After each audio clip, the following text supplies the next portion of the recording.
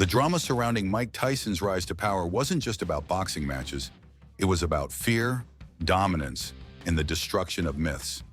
For years, the heavyweight division had been ruled by size. Giants walked into the ring believing their height, their reach, and their sculpted physiques would be enough to overwhelm anyone who dared to challenge them. But then came Iron Mike. Shorter, stockier, and unlike any fighter the world had ever seen, Tyson became the nightmare that haunted the so-called titans of the ring. When Tyson fought, it wasn't just a contest of skill. It was a collision between brute confidence and raw, destructive power. The crowd never came to see whether Tyson would win. They came to see how brutally it would happen.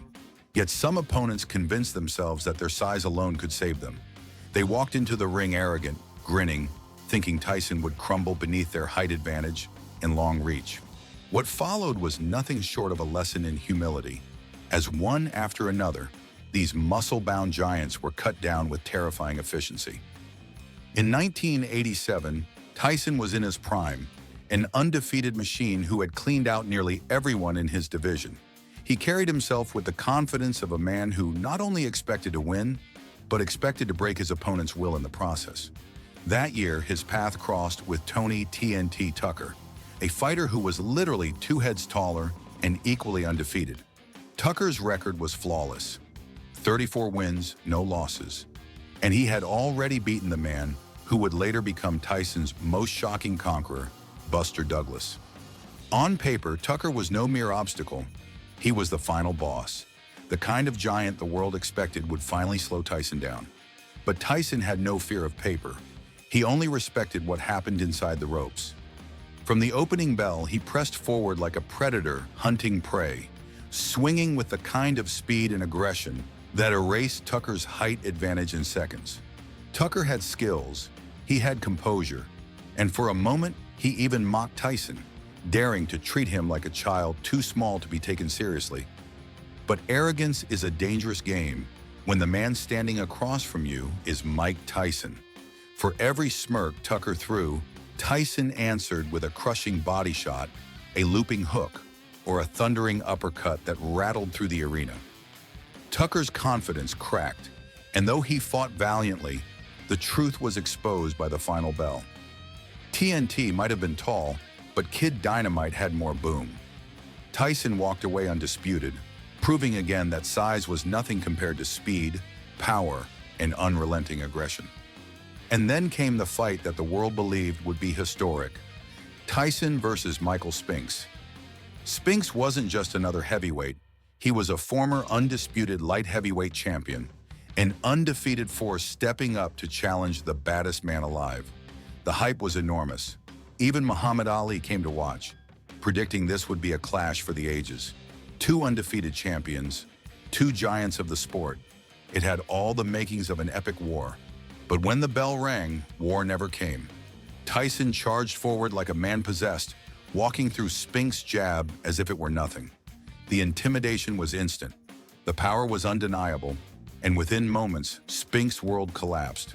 Tyson's combinations tore through him like a hurricane, and in the first round, Spinks fell flat on his back, never to rise again. That one knockout didn't just end the fight, it ended Spinks' career. One punch from Tyson shattered the myth of Spinks, sending him into retirement and reminding everyone why Tyson wasn't just a fighter. He was a force of nature. Still, the giants kept coming. Mike Jameson, a massive heavyweight who looked more like a bodybuilder than a boxer, convinced himself that size was all he needed to crush Tyson. Jameson believed his reach and strength would keep Tyson at bay. But from the opening seconds, it was clear he was wrong. Tyson stalked him across the ring like prey, hammering the body, digging hooks into his ribs and breaking him down piece by piece. Jameson fought back, desperate to prove he belonged. But to Tyson, those punches felt like mosquito bites. In the 4th round, Tyson unleashed a flurry of punches that sent the giant crashing to the mat. Jameson got up, shaking his head in disbelief, but the fight was over in spirit. Once again, the bigger man had been humbled by Tyson's ferocity. Next came Terrell Biggs, a towering heavyweight who had once been considered Olympic gold material and could have pursued a career in basketball with his height. Instead, he stepped into the ring against Tyson with arrogance dripping from every word. Biggs openly mocked Tyson, saying he would beat him like a child, as if the fight was already won before the bell had rung. For the first round, it almost looked like Biggs might be right.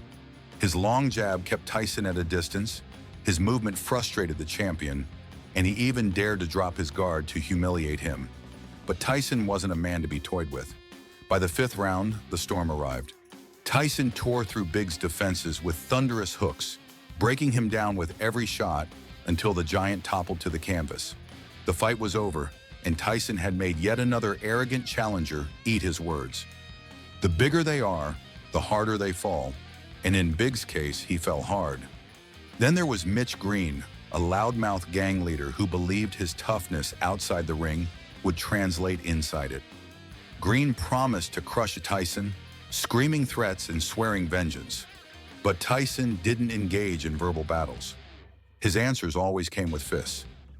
From the opening bell, Tyson launched forward like a train, pounding Green with relentless combinations. Round after round, Green's face grew redder and more swollen. He tried to fight back, swinging wildly, but Tyson's speed and power overwhelmed him at every turn. The judges gave Tyson the win, but the real punishment was in the beating itself. Green had come in talking like a king, but left with nothing but bruises. Yet Mitch Green's story didn't end there. Unwilling to accept defeat, he tried to stage a rematch with Tyson. Not in the ring, but in the streets of New York. The two men clashed outside a clothing store in 1988, and in that unsanctioned brawl, Tyson's fist landed with devastating effect. One punch shattered Green's eye socket, leaving him looking like he had gone 12 rounds with a hammer. It was the ultimate reminder that Tyson's violence wasn't confined to the ring. When pushed, he was just as dangerous outside it. Every one of these encounters painted the same picture. Mike Tyson was not a man to be measured in inches or pounds. He wasn't defined by height or reach. He was defined by his fury, his ferociousness, and the aura of invincibility that made even the strongest men crumble. Giants who thought they could lean on their size learned quickly that Tyson didn't care about how tall you were. He cared about how fast he could close the distance and how hard he could hit you when he got there. Time and time again, Iron Mike turned arrogance into defeat. Whether it was Tucker mocking him mid-fight, Spinks walking in undefeated, Jameson relying on muscle, Biggs dropping his guard, or Green talking trash, the result was always the same. Tyson silenced them with fists of iron. His reign was brutal, his victories devastating, and his legend undeniable. Mike Tyson was the storm that humbled giants, and when the dust settled, only one truth remained. In the era of Iron Mike, no amount of height, muscle, or arrogance could protect you from the wrath of the baddest man on the planet.